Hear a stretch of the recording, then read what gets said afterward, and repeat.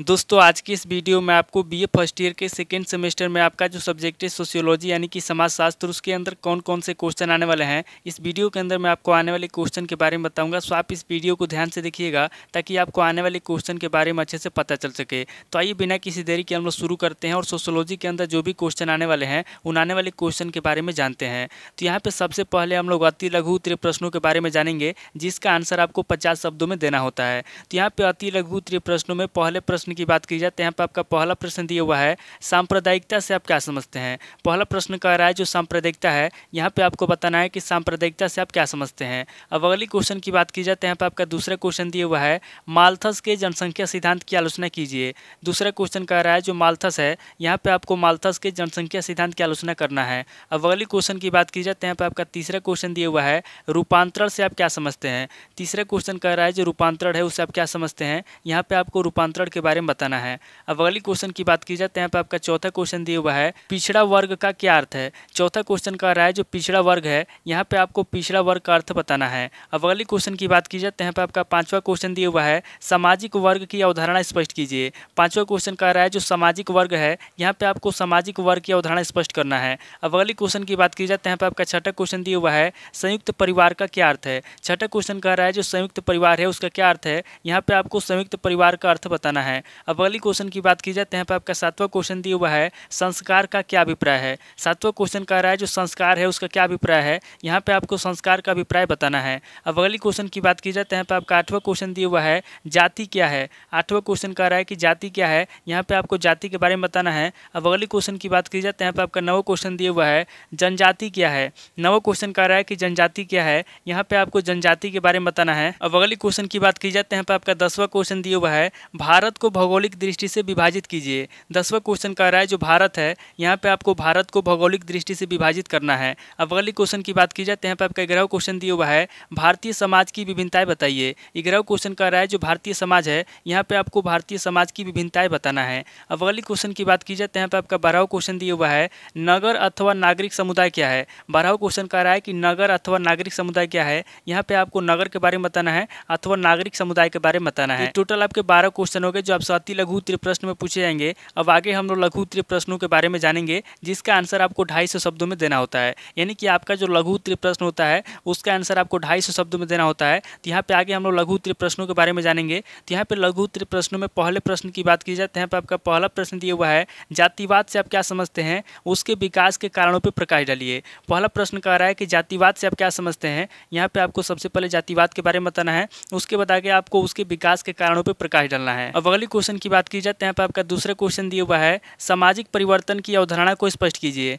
दूसरा क्वेश्चन कर रहा है जो सामाजिक परिवर्तन की अवधारणा है, यहाँ पे आपको सामाजिक परिवर्तन की अवधारणा को स्पष्ट करना है। अब अगली क्वेश्चन की बात की जाए तो यहाँ पे आपका तीसरा क्वेश्चन दिया हुआ है, दलित या अनुसूचित जातियों की विशेषताएं बताइए। तीसरा क्वेश्चन कह रहा है जो दलित या अनुसूचित जातियां हैं, यहाँ पे आपको दलित या अनुसूचित जातियों की विशेषताएं बताना है। अब अगली क्वेश्चन की बात की जाए तो यहाँ पे आपका चौथा क्वेश्चन दिया हुआ है, संयुक्त परिवार के दोष बताइए। चौथा क्वेश्चन कह रहा है जो संयुक्त परिवार है उसके क्या दोष हैं, यहाँ पे आपको संयुक्त परिवार के दोष बताना है। अब अगली क्वेश्चन की बात की जाए तो यहाँ पे आपका पांचवा क्वेश्चन दिया हुआ है, सामान्य और विशिष्ट धर्म के आधार पर प्रकाश डालिए। पांचवा क्वेश्चन कह रहा है जो सामान्य और विशिष्ट धर्म है, यहाँ पे आपको सामान्य और विशिष्ट धर्म के आधार पर प्रकाश डालना है। अब अगली क्वेश्चन की बात की जाए तो यहाँ पे आपका छठा क्वेश्चन दिया हुआ है, हिंदू और मुस्लिम विवाह में अंतर कीजिए। छठा क्वेश्चन कह रहा है जो हिंदू विवाह है और जो मुस्लिम विवाह है इसमें क्या अंतर है, यहाँ पे आपको हिंदू और मुस्लिम विवाह में अंतर करना है। अब अगली क्वेश्चन की बात की जाए तो यहाँ पे आपका सातवां क्वेश्चन दिया हुआ है, प्रतिलोम विवाह क्या है। सातवां क्वेश्चन कह रहा है कि प्रतिलोम विवाह क्या है, यहाँ पे आपको प्रतिलोम विवाह के बारे में बताना है। अब अगली क्वेश्चन की बात की जाए तो यहाँ पे आपका आठवां क्वेश्चन दिया हुआ है, जाति व्यवस्था में आधुनिक परिवर्तनों की विवेचना कीजिए। आठवां क्वेश्चन कह रहा है जो जाति व्यवस्था है, यहाँ पे आपको जाति व्यवस्था में आधुनिक परिवर्तनों की विवेचना करना है। अब अगली क्वेश्चन की बात की जाए तो यहाँ पे आपका नवा क्वेश्चन दिया हुआ है, प्रजाति का अर्थ एवं परिभाषाएं बतलाइए। नवा क्वेश्चन कह रहा है जो प्रजाति है, यहाँ पे आपको प्रजाति का अर्थ बताना है और उसकी परिभाषा बताना है। अब अगली क्वेश्चन की बात की जाए तो यहाँ पे आपका 10वां क्वेश्चन दिया हुआ है, भारत में सांस्कृतिक एकता की विवेचना कीजिए। 10वां क्वेश्चन कह रहा है जो भारत है, यहाँ पे आपको भारत में सांस्कृतिक एकता की विवेचना करना है। अब अगली क्वेश्चन की बात की जाए तो यहाँ पे आपका 11वां क्वेश्चन दिया हुआ है, भारतीय विधा अभिगम के स्रोत बतलाइए। 11वां क्वेश्चन कह रहा है जो भारतीय विधा अभिगम है, यहाँ पे आपको भारतीय विधा अभिगम के स्रोत बताना है। अब अगली क्वेश्चन की बात की जाए तो यहाँ पे आपका 12वां क्वेश्चन दिया हुआ है, कस्बा से आप क्या समझते हैं। 12वां क्वेश्चन कह रहा है जो कस्बा है उससे आप क्या समझते हैं, यहाँ पे आपको बताना है कि कस्बा से आप क्या समझते हैं। तो टोटल आपके 12 11 क्वेश्चन हो गए जो आपसे लघु उत्तरीय प्रश्न में पूछे जाएंगे। अब आगे हम लोग दीर्घ उत्तरीय प्रश्नों के बारे में जानेंगे, जिसका आंसर आपको 500 शब्दों में देना होता है। तो यहाँ पे दीर्घ उत्तरीय प्रश्नों में पहले प्रश्न की बात की जाए तो यहाँ पे आपका पहला प्रश्न दिया हुआ है, सांप्रदायिकता से आप क्या समझते हैं। पहला प्रश्न कह रहा है जो सांप्रदायिकता है उसे आप क्या समझते हैं। यहाँ पे आपको बताना है कि सांप्रदायिकता से आप क्या समझते हैं। अब अगले क्वेश्चन की बात की जाए तो यहाँ पे आपका दूसरा क्वेश्चन दिया हुआ है, राष्ट्रीय एकीकरण की बाधक तत्वों का विश्लेषण कीजिए। दूसरे क्वेश्चन कह रहा है जो राष्ट्रीय एकीकरण की बाधक तत्व है, यहाँ पे आपको बाधक तत्वों के बारे में बताना है। अब अगले क्वेश्चन की बात की जाए तो यहाँ पे आपका तीसरा क्वेश्चन दिया हुआ है, जनसंख्या वृद्धि पर नियंत्रण के उपाय बताइए। तीसरा क्वेश्चन कह रहा है जो जनसंख्या वृद्धि है, यहाँ पे आपको जनसंख्या वृद्धि पर नियंत्रण के उपाय बताना है। अब अगले क्वेश्चन की बात की जाए तो यहाँ पे आपका चौथा क्वेश्चन दिया हुआ है, माल्थस के जनसंख्या सिद्धांत की विवेचना कीजिए। चौथा क्वेश्चन कह रहा है जो माल्थस है, यहाँ पे आपको माल्थस के जनसंख्या सिद्धांत के बारे में बताना है। अब अगले क्वेश्चन की बात की जाए तो यहाँ पे आपका पांचवा क्वेश्चन दिया हुआ है, भारत की जनसंख्या नीति की प्रमुख विशेषताएं क्या है। पांचवा क्वेश्चन कह रहा है जो भारत की जनसंख्या नीति है, यहाँ पे आपको भारत की जनसंख्या नीति की प्रमुख विशेषता बताना है। अब अगले क्वेश्चन की बात की जाए तो यहाँ पे आपका छठा क्वेश्चन दिया हुआ है, महिलाओं के उत्थान हेतु किए गए शासकीय प्रयासों की विवेचना कीजिए। छठा क्वेश्चन कह रहा है जो शासकीय प्रयास है, यानी कि महिलाओं के उत्थान हेतु किए गए जो शासकीय प्रयास है, यहाँ पे आपको शासकीय प्रयासों के बारे में बताना है। अब अगले क्वेश्चन की बात की जाए तो यहाँ पे आपका सातवां क्वेश्चन दिया हुआ है,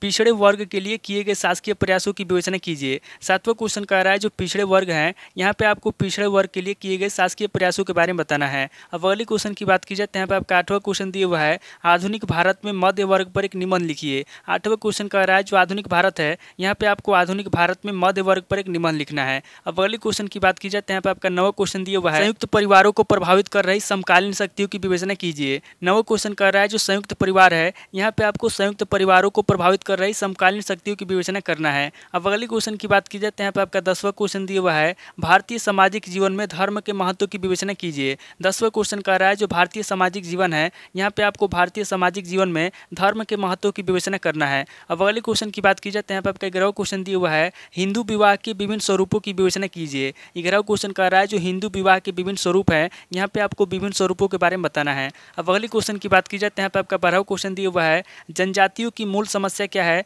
जनजातियों की समस्याओं को दूर करने को उपाय सुझाए। 12वां क्वेश्चन कह रहा है जो जनजातियां हैं उनकी मूल समस्या क्या है, यहाँ पे आपको जनजातियों की मूल समस्याओं के बारे में बताना है। उसके बाद आगे आपको जनजातियों की समस्याओं को दूर करने के उपाय बताना है। अब अगले क्वेश्चन की बात की जाए तो यहाँ पे आपका 13वां क्वेश्चन दिया हुआ है, भारत में भाषा के आधार पर विविधता की विवेचना कीजिए। 13वां क्वेश्चन कह रहा है जो भाषा है, यहाँ पे आपको भारत में भाषा के आधार पर विविधता की विवेचना करना है। अब अगले क्वेश्चन की बात की जाए तो यहाँ पे आपका 14वां क्वेश्चन दिया हुआ है, भारतीय समाज के अध्ययन में भारत विदेश शास्त्रीय परिप्रेक्ष्य की उपयोगिता पे प्रकाश डालिए। 14वां क्वेश्चन कह रहा है जो भारतीय समाज है, यहाँ पे आपको भारतीय समाज के अध्ययन में भारत विदेश शास्त्रीय परिप्रेक्ष्य की उपयोगिता पे प्रकाश डालना है। अब अगले क्वेश्चन की बात की जाए तो यहाँ पे आपका 15वां क्वेश्चन दिया हुआ है, गाँव की विशेषताओं की व्याख्या कीजिए। 15वां क्वेश्चन कह रहा है जो गाँव है, यहाँ पे आपको गाँव की विशेषताओं के बारे में बताना है। तो टोटल आपके 15 क्वेश्चन हो गए जो आपसे दीर्घ उत्तरीय प्रश्न में पूछे जाएंगे। इस वीडियो के अंदर मैंने आपको अति लघु उत्तरीय प्रश्न, लघु उत्तरीय प्रश्न और दीर्घ उत्तरीय प्रश्न तीनों तरह के प्रश्नों के बारे में बता दिया। आप इन तीनों तरह के प्रश्नों को नोट कर लीजिए और किसी किताब से सीरीज से मिलाकर के याद कर लीजिए